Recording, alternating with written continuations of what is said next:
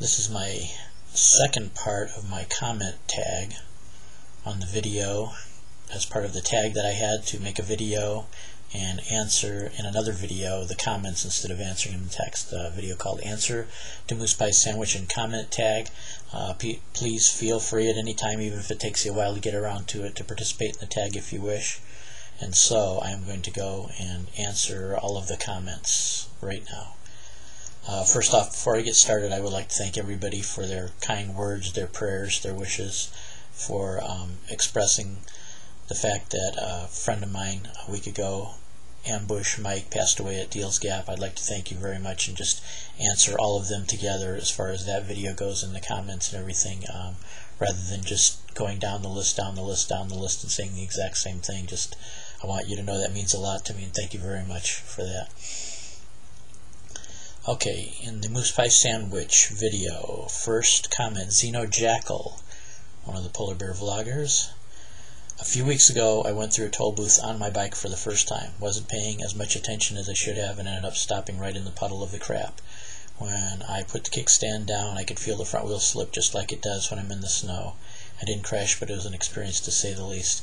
Yeah, I can say that from personal experience too, because when I was in New York City with Jim and Brian, I would have to say pretty much every toll booth I pulled up to, I did at least a little bit of skidding, because no matter how slow you went or what position you took, there was just a total coating of oil all over everything, so there was no way you couldn't slide just a tiny bit. But even though it wasn't enough to even come close to losing control of the bike, it's still really disconcerting to have that sliding feeling, especially with your front tire.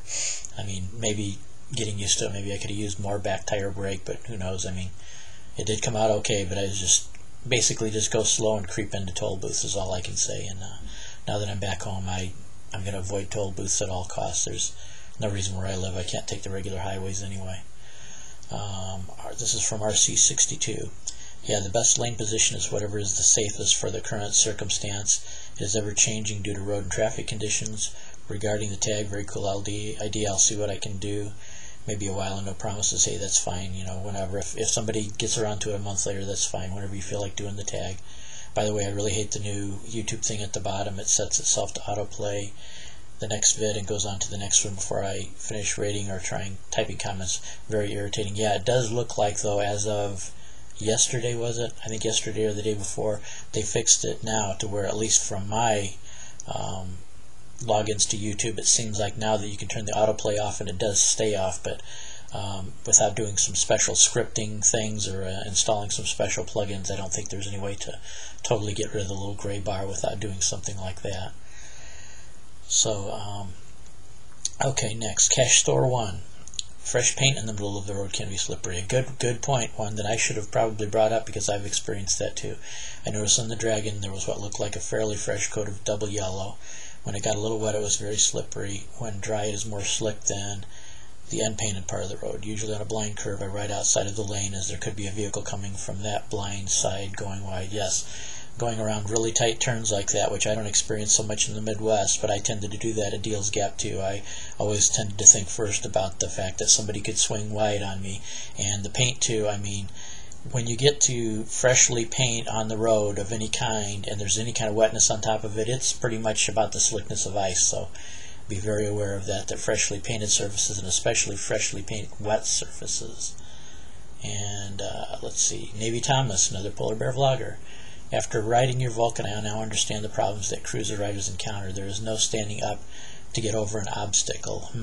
Actually, you can't. There's not really like standing up the same way you can on a bike like yours that's like a dual sport or something like that.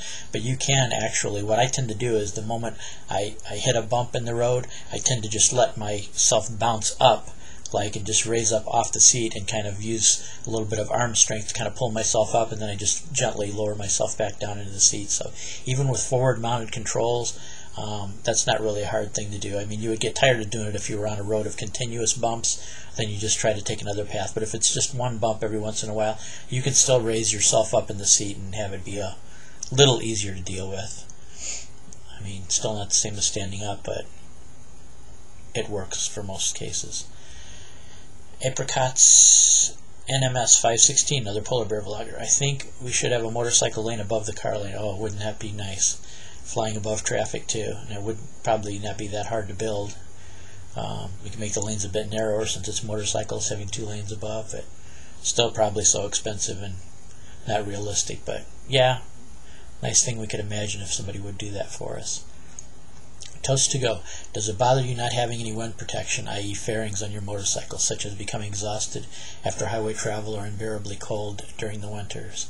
No, I did try an extended windshield. I had one on my Harley that actually came down enough to where it gave you some leg protection too, but to me it was just so bothersome, and when it was raining, the thing was really hard to see over and hard to see through, almost impossible to see through. Just to me, it kind of ruined the experience. The thing that bothered me, I think, most was not really what it did, but it's just the psychology of it. After a while, I got to thinking, it's not really a lot different than being, this is just my thought, it's not a lot different than being in a convertible car then. I mean, part of the sensation that I like from motorcycles is the feeling of flying, and if you don't have the wind hitting you and going around you, you don't really get that sense, that kind of feeling, which is what makes it fun for me. So, and as far as the cold goes now, I'm not a real fan of the cold. I don't really like it, but after 30 years of working out in it, it's easy to figure out how to deal with it. I can always dress in enough layers and take care of the wind and stuff like that by having the right kind of layers on the outside of you, to where the cold really doesn't affect me riding the motorcycle to any extent that it would really. I mean, you can still feel cold. You're never going to feel toasty and warm unless you have some kind of a warming vest or something, but I can feel warm enough to where it doesn't even bother me when it's sub-zero. So that's just a matter of getting used to dealing with the cold, which I did in my work when I had to be outside. Okay, Pulse 0000. Interesting video, Chuck. A lot of good points. Thank you. 67K Neil. 67K Neil also posted a video response too. So if anybody wants to check that out, there's also a video response besides his texting. One favorite lane position is so that I can see the driver in the side mirror. Yes, another good point too, especially if you ride in groups quite a bit, and I'm usually the one that's kind of elected because nobody else wants to do it. So when we're in groups, I'm usually the one that's the captain, the road captain in front, and I do tend to adjust my mirrors and my lane positioning so that I can get the best view of the other riders, all things being equal. If the road is good enough to where I can have a little bit more flexibility of where I go in the lane, I will tend to line my motorcycle up so I can see everybody else the easiest that I can when I glance down, just because of the fact that, once you're road captain, you're kind of responsible for everybody else, and you do have to keep a close eye on them. It's reload. I have actually done that in a video a while back. I stopped on the left side of the lane. The lanes were a little smaller. When I put my second foot down, I did the Scooby-Doo. Yeah.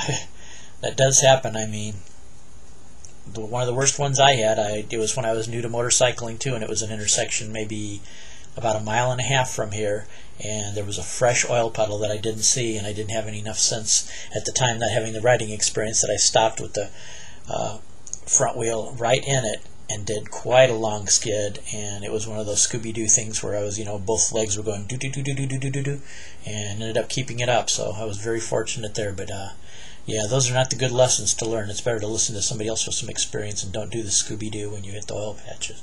Stay way away from the center of the lane, especially in intersections. Let's see. The Red Line 65. Nice video, man. This is a topic that many people don't think about while they're riding. Yeah, especially if you're new. I mean, I will have to admit, the first couple of years I was riding too, I learned it by experiencing it and just not having it cost me really bad. But yeah, it would be nice to have somebody give you some of these kind of hints. But if some of you have seen in one of my old videos, I think it's still here on YouTube, I basically had to be self-taught because I couldn't find anybody to teach me. So my first year was just trying to figure out things on my own. Not a good thing to do. The worst possible way you can do it. Get somebody to help you if at all possible. Take a motorcycle safety course, which I don't know at the time I was riding did they even offer them or not. I don't think they did. But if you possibly can get somebody to help you, always do it that way. Don't learn on your own. Okay, last comment from Photo EZ.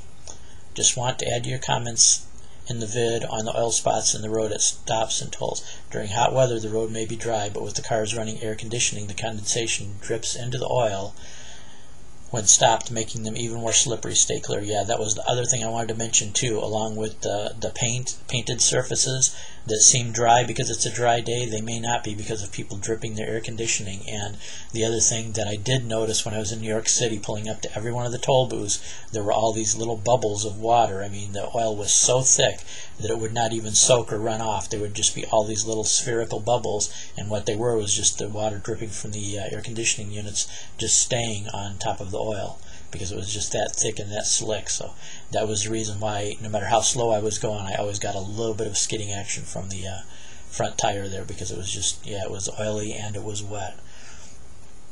So anyway, that answers all of my comments and brings them up to the date for my answer to Moose Pie Sandwich and a comment tag. Please feel free at any time in the future, if you feel like, I don't care how long it is, to participate in this tag. And thank you to everybody that commented.